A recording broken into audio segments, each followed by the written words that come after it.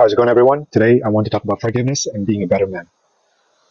When we commit something that we're not proud of, maybe you act in a way that you shouldn't have in moments of anger or frustration, or perhaps you made a mistake that you regret, or maybe you made a wrong decision that you regret, any sort of events that may have happened in the past, if you have any sort of guilt for it or any sort of shame for it, then it means that it is time for you to forgive yourself.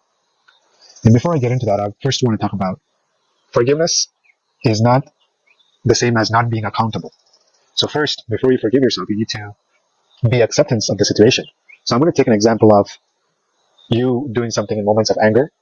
Maybe you said the wrong words, or you yelled at someone, or perhaps you were not kind to anyone else, whatever it may be. Let's take that situation as an example for this video. And then later on, when you calm down, you probably realize, I shouldn't have said that, or that's cruel. So at that point, you may start to feel guilt and regret.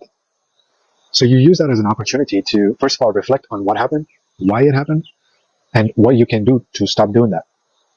No matter what made you angry, even if it's like the other person's fault, you have to take responsibility that you let an outside circumstances or things or person affect your internal state. Yes, there may be the person who made you angry, they are at fault. But at the end of the day, you shouldn't have let that affect you, your internal state, the energy. The anger energy comes from within you. Nothing should disrupt you from being centered. That's what being a man is all about. You have to be centered no matter what. No matter what happens, if you can remain centered, you're winning in life. So, especially if you are a responsible man, you have self-awareness. After a situation of what I just described, maybe you were angry and you yelled at someone. When things calm down, you will start to realize that, oh, wait a minute, I shouldn't have said that, I shouldn't have done that.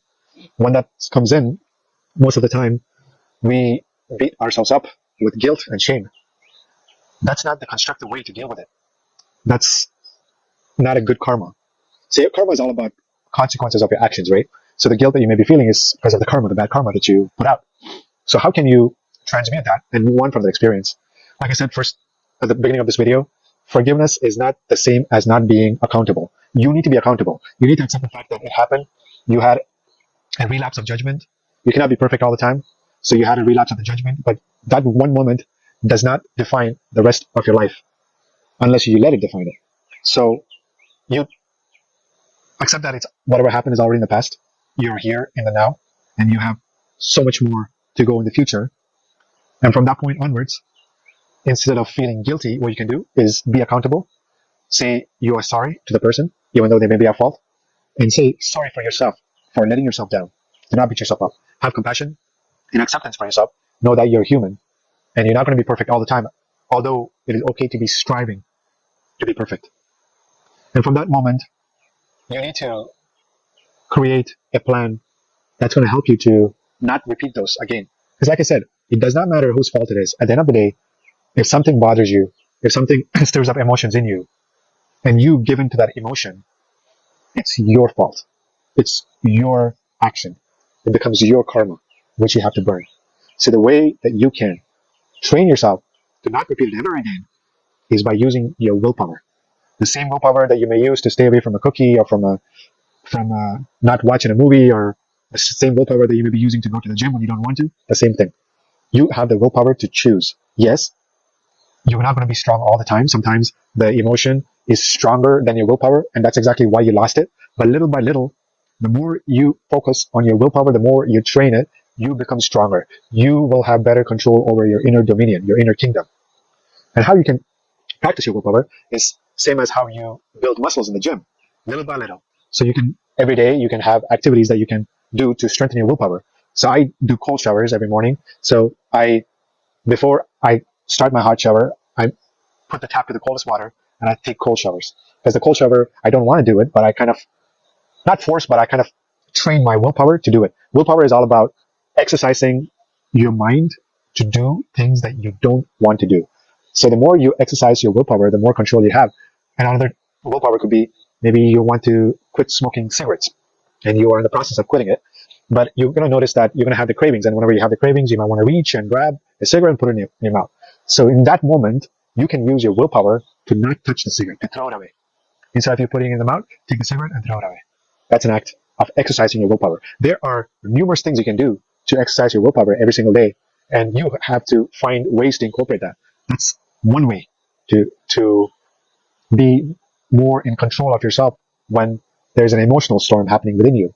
The second is having a daily practice of meditation. Once in the morning, once in the evening, 15 minutes a day is all it takes. Just sit and meditate. It's meditation. It doesn't have to be fancy. Don't have any goals.